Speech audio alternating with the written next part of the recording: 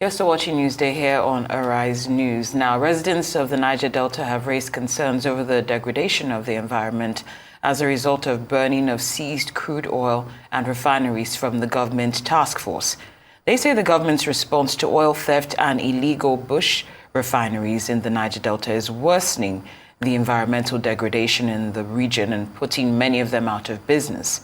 While they lament that their fishing business has been severely hampered as the waters have become polluted by illegal oil activities, they also say the mangrove forests in the communities are gradually dying without hope of regeneration, apparently from heat radiation from flames and thick smoke of the bush refineries and from the destruction of sites by the JTF. Well, joining us now to speak on the danger of burning of seized crude and refineries by the Joint Task Force and COP28 is Maurice Alagoa, Program Manager at the Environmental Rights Action Niger Delta. He'll also speak on the success achieved so far against the illegal oil bunkering in the region. Welcome to Newsday. Thank you, and good afternoon. Good afternoon. Now, can you just elaborate further on the real dangers of this, continuous burning of seized crude oil and bombing of local crude oil refineries because of the impact on the environment? Yeah, thank you so very much for having me.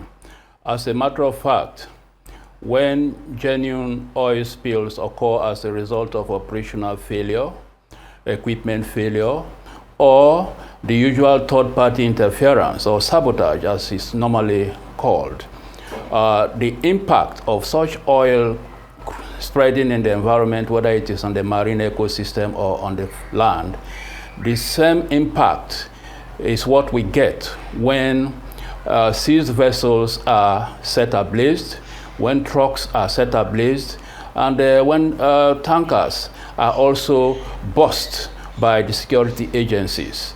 That is why we say the burning, apart from also sending thick smoke, carbon-related smoke to the atmosphere that comes back as acid rain, the environment gets despoiled. And so we also frown against it. I remember once when I was in the entourage of the former Commissioner for Environment in Bayelsa State here, Barrister Nero Wills, when he was the Commissioner for Environment, and we were going for a joint investigation visit relating to an oil spill from one of the oil company's facilities.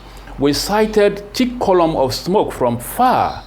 And as we meandered through the river, through the non-river until we got to the Osiama Creek, and by the time we about getting into the Apoy Creek, we came face to face with this burning incident. It was a vessel that was set ablaze and the entire river across, it was burning all across. When we got to the Ogbenbri flow station of Ajib, where we met the military officers, the commissioner asked the leader of the military formation there, why are they burning these things like that? He said, it is the last command. In the military, you obey the last command. And as of then, unless he gets back to Yanagua and gets a different order back to the people in the field, they will continue to burn. Each one they get in the field, they will continue to burn them. And so, we feel that if it is a military command, that you burn all such vessels you see, it is not a good one. It is not well thought out. We expected that just as custom seized properties are not just all burnt, some are auctioned, and sometimes they also dispose them in different ways, unlike marijuana and other drugs that are sometimes burnt. So, if they are not burning custom seized properties, why should they be burning crude oil that further degrades the environment of the Niger Delta people? We expect that there should be a concerted effort to ensure we have depots where these seized materials are taken to. And from there, like we were advocating before, that some of these bush refinery operators should be licensed. Give them legal operational framework, and with proper environmental impact assessment, some of these oils and other formal sources of crude oil can get to them for them to refine. Now, if we're in a war situation in Nigeria and we do not have any means of importing crude refined product from outside the country, can't you make use of these bush refineries? That's why some of us, I was one of those who started first around 2011-12 to advocate for the licensing of bush refinery operators based on the fact that we were suffering from perennial scarcity of product, and then we also have the issue of sea piracy, unemployment, and then you don't have this product in the rural areas. So if you harness them, if you encourage them and give them guidelines and enable them to get this crude oil from formal source and not on OPEC price, but local price, they will be able to provide for the economy and boost local economy and contribute towards the GDP of this country, reduce unemployment and reduce criminality in the creeks. That was why we were advocating for the licensing of these operations. Just as in Ghana we had Galamsey. Galamsey is artisanal refining of gold. It was existing in Ghana. I don't know if it has been abolished. So burning of seized crude oil, whether it is in the marine ecosystem or on land, as they used to burn around the East-West Road in Ahoda local government area in Rivers State, is not good enough. And when they burn it, it's spread around the whole swamps and nobody goes back to clean up. This is not good for our environment. We cannot add injury or we cannot add salt to an injured person's festering wound. Very good, Mr. Alagoa. And so it is unacceptable. Very good. Which brings me back to the issue of cleanup of oil spills over time in the Niger Delta. How proactive are contributors, other contributors? We're talking about the foreign oil companies. How have they been compelled to do the needful in cleaning up their mess? Unfortunately, we've not had any type of cleanup that is comparable to that which is ongoing in Ogoni land. The UNEP recommended type of cleanup we have not seen anywhere in the Niger Delta. What they are doing in our environment is just to use bucket and shovel. Sometimes they even sink, they bring chemical to even sink the crude oil if it is in a marine ecosystem. And that is all. They have not cleaned other parts of the Niger Delta. All what they attempt to do, sometimes they will just hire local persons within the environment, scoop some of the crude oil that is visible, bury it within the same environment, And in most cases, it is just left like that uncleaned. So if they say they are cleaning up, I'll give you an example here in Alagoa local government area where a company said they have cleaned up, but we went back there years after, dug a place where you have elephant grass, and we saw crude oil, raw crude oil. This is not sheen, black crude oil. And right now the company, I don't want to mention name, the company is actually doing sampling, collecting sampling some feet deep to ensure that they get a scope where they can maybe manage later. They've come twice, last year and this year, to collect samples for them to know the level of contamination, crude oil contamination within that area in a Karama community in Yanagua local government area of Bayelsa State. Well said. Now, we of course know that the climate change, COP28 is going on in Dubai as we speak. What would you like to see after it's over? In terms of action being taken by the administration in taking concrete steps to ensure that we don't see incidents like this or we see significant reduction in this? Yes, over the years we hear that they only go and do their conferences, shake hands, coffee, tea, take pictures and come back. No far-reaching decision that were matched with action. So we expect that in this COP28, they will come out with far-reaching, actionable, conclusions that when each go back to their own countries, they will actually implement these decisions to ensure that we save Mother Earth, we save ourselves and the other living organisms in this Mother Earth. The water is also a living substance. Even the earth where you plant your crops, is also a living entity. And so if it is dead, you cannot find anything living staying within that soil. So we expect that they will take this to a more serious level and come up with far-reaching decisions that are actionable. That is my expectation. All right, Mr. Alagoa, earlier you alluded to the fact that you would like a licensing of bush refineries, and it still boils back to the same issue of environmental degradation. How will that change the narrative of cleaning up the environment, even if these locals are, providing jobs, all right, but how will that change the narrative regarding the, the cleanup efforts of the environment? Yes, by the time I was advocating for local refineries, my knowledge was a little bit lower. Later, we stepped it up to modular refinery.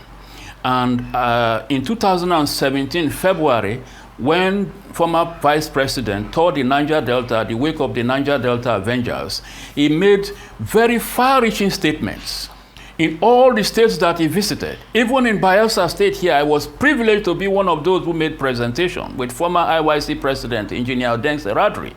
And we did advocated for the licensing of operational modular refineries, and also to be supported by the federal government.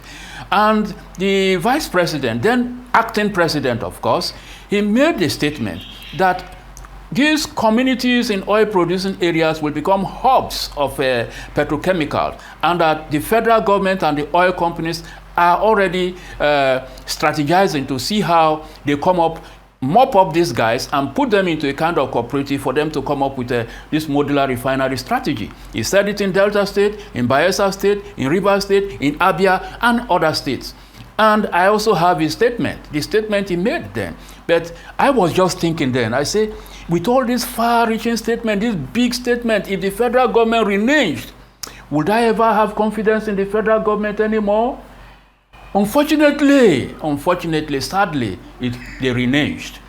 And as of then, even though the operators now saw a window and they were beginning to come together to form cooperative, they were seeing some kind of green light and they were coming together.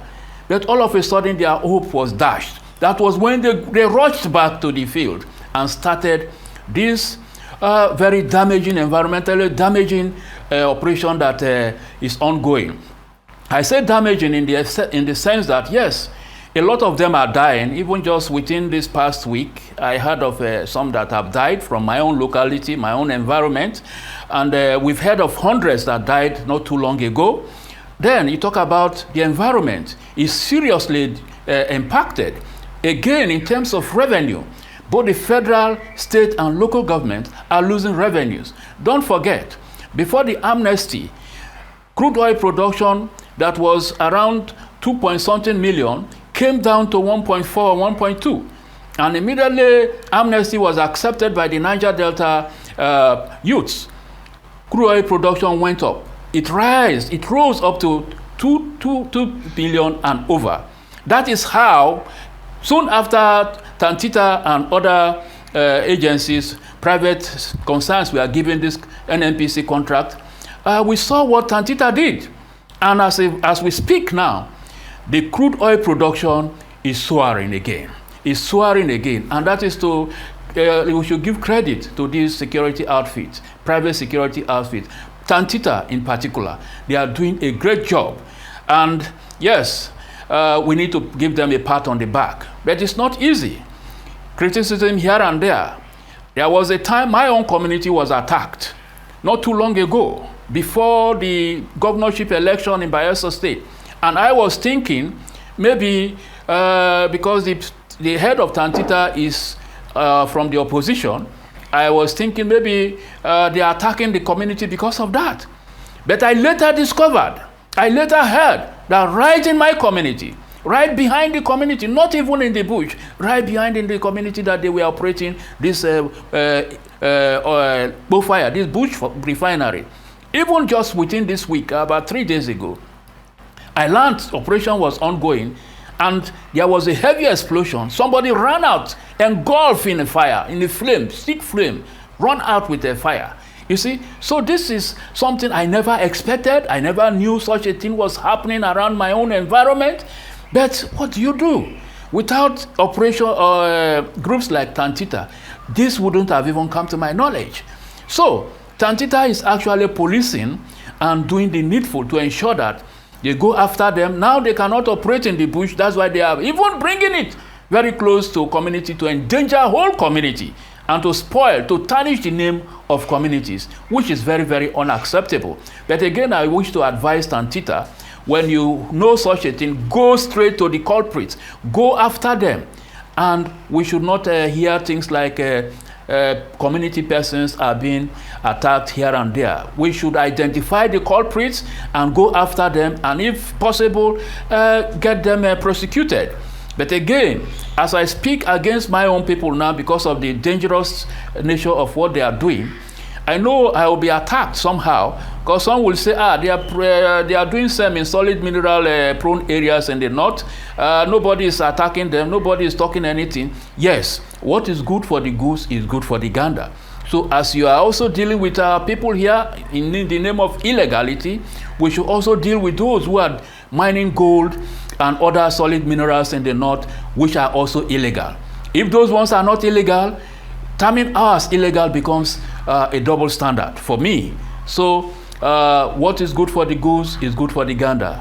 Thank you. Well said. We'd like to thank you as well for your time here on Newsday, Mr. Maurice Alagoa, Program Manager of the Environmental Rights Action Niger Delta. Thank you for your time and insight here on Newsday.